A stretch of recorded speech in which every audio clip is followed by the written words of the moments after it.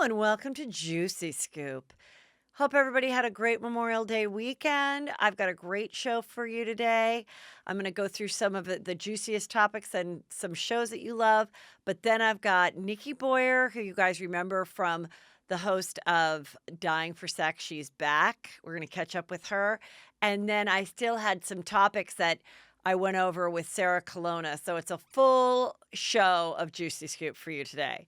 But first, let me get into the season finale of Vanderpump Rules. Well, it was exciting, especially the last few minutes. And I actually went on my Instagram stories because the hairs on my arms stood up because there was a moment. First of all, let me just catch you up to what happened in the show. It was kind of an odd season. We've talked about it. They have these new people, one of whom I interviewed, Dana, who I really liked. But it felt like to the audience that the show was kind of going in a different direction. The characters are growing, and I think that happens. And now I'm just really curious because the way the show ended was kind of the way it started with Lisa Vanderpump in her interview saying, I thought these friendships were going to last a lifetime. And now where has it all gone? Where is it going? And it really left everybody asking, is this a series finale possibly? So what happened was Tom Sandoval and Jax has had problems all series long. He wanted him to be his best man, Jax, and then Jax didn't want Sandoval to be his best man, and they had issues. They bought matching houses in the same neighborhood. They had dueling pool parties on the same day where people had to choose if you're going to go to Tom's or Jax. Jax is claiming that has a brain injury or something, that's what makes him lash out and be a dick and rage text, so they have a moment celebrating the 1-year anniversary of Tom Tom. And Jax and Tom have a conversation at this party. And Tom's like, I don't know, dude. It's been 20 years. I just don't know that I want to put up with this bullshit anymore of you inviting me to something, just not inviting me, your freak outs. Like, if it's not about you, it's not about anything else. And Jax is like, no, you've changed. Maybe, I don't know, maybe we both changed. I'm married, and he's like still angry. And you kind of look at it and you're like, I don't know. Maybe this has run its course, of a friendship. And then we see the other friendship that's falling apart, Stassi, Kristen, and Katie versus now it's Stassi and Katie versus Kristen. And they've had it because at this point, Kristen is now back with Carter, who they've had all the issues with because she was back with him, not with back with him, not. And they'd had it too. And Stassi's like, we witches of WeHo wine, done. We're through. It's over with. And so they're not going to do that business anymore with Kristen. And she's just kind of left there.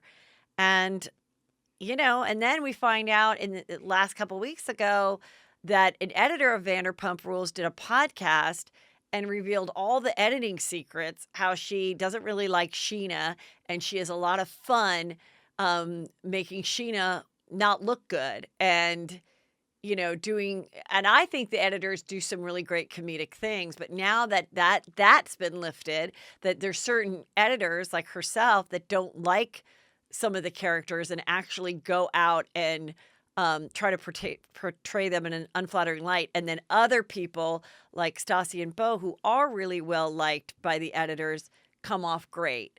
So that was super juicy.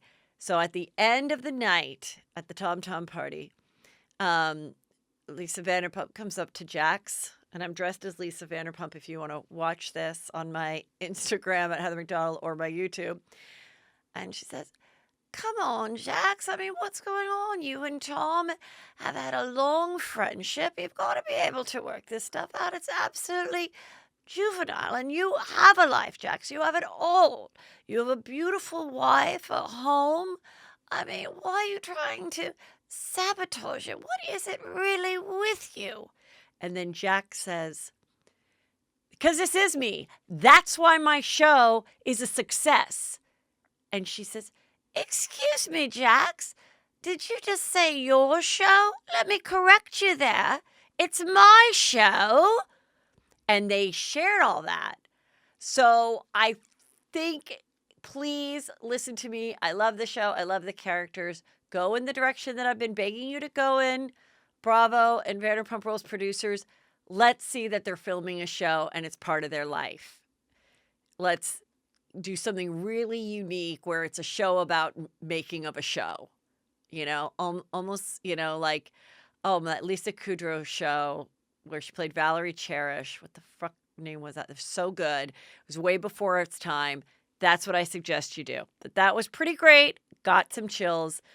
Where is this going? We don't know. But the reunion is next week. And like I said, I like these Zoom reunions. I think Zoom works really well for the reunions. So I'm excited to see it. Okay, now let's get into Real Housewives of Beverly Hills. Well, guys, it appears Kyle still hates her bangs at this point because she's still fighting with everybody. She doesn't know how to do her bangs. Mauricio is in her house, in her bedroom, eating a sandwich. He seems very hungry. Can't imagine why. And she's doing her hair and makeup. Can't, make it work, but she looks pretty cute. And they're going over to Erica Jane's house for an astrological reading. So this guy gets everyone's birth date and time and then does their chart. Or he may have just watched the last 10 seasons of Real Housewives of Beverly Hills and makes his diagnosis that way. I don't know, but he's a cute guy. He's coming over. So they get over there. But prior to that, which I love, is we see a meeting of Dorit and PK. And they are meeting with the owner, who's a very good friend of PK, mind you. They actually met when they were 4 years old, Jagger's age. And he owns Bupa de Beppo. And now, being that we're literally living down the street from it, I have been asked to design one of the rooms. And I'm very excited to dip my tiny toe, my tiny manicured toe, into the pool of restaurateur. So they have this moment where PK goes, I know you're good friends with our friend Lisa Vanderpump. Do you think she'll mind that we're getting in this business? And the guy's like, no, I think Lisa Vanderpump's not. Well, I know that, PK says, I know she loves me. And Dorit goes, Bubba, I don't know that she still loves you. I kind of feel like that door's been shut. We had a big bit of an issue last season. And I haven't spoken to her since. But now that we're getting in the restaurant business, I don't know. So we don't know how Lisa Vanderpump feels because she is no longer on the show. But I got an exclusive with her, and you'll see that video. It might already be up. But I wanted to see how Lisa would react, and I think I know how she did, and I put it on there. So there you go. Then, so we get to the party. And first of all, this is an exciting episode because some of the men made an appearance. Harry fucking Hamlin made an appearance, which, by the way, Land Rover. They got a Land Rover. And I kind of wondered, did they get a deal on this? It was heavily featured in their conversation. They talked about how much they love it. It was prominently displayed. They had a conversation in their driveway about their daughters. Because Harry's very happy that the daughters, after not seeing him for 6 weeks, have agreed to go to dinner with him. He's like, I called the girls and I said, I haven't seen you in 6 weeks. So do you want to get dinner? And they both said, yeah.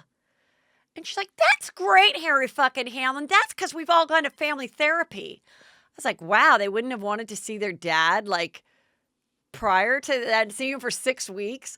So they have a great conversation, and Lisa Rinna pulls a large white hair from his cheekbone, and you just really know that this couple's going to last forever, which I love. They go over to Erica Jane's house. Now, Erica Jane's having the psychic there. Erica Jane also, we see her doing some of her dance rehearsal for Chicago, and she is really good. And by the way, when she went to go work out for her dance rehearsal as a star of Chicago, she showed up in frickin' glam. Perfect hair extensions, intricate French braids going around the side. You're telling me she didn't have her glam squad doing it? But hey, it's okay because Kyle wasn't there at the dance studio to rip her a new asshole for getting glam like she did to Dorit at Teddy's event. But I heard, and I'm bummed I never got to see Erica Jane because everyone did say, like every Juicy Scooper that went said she was fabulous, and you can tell she is good. I mean, she's definitely qualified to, like, I think, pull off a show. So it's too bad that that's over with. But anyway, they get there, and one thing I've noticed, a lot of hot pink is going on. Yeah, the queen has left, and I think now they can wear my hot pink ensembles. Garcelle, new girl, she has a hot pink velvet coat dress on. And then Erica Jane opens the door. She's wearing a hot pink coat dress. Lisa Rinna has the exact same hot pink coat dress. So that's kind of fun. And we see them. It's like Legally Blonde and Brunette together. I mean, they could seriously be like in a court together with Reese Witherspoon when they redo the movie.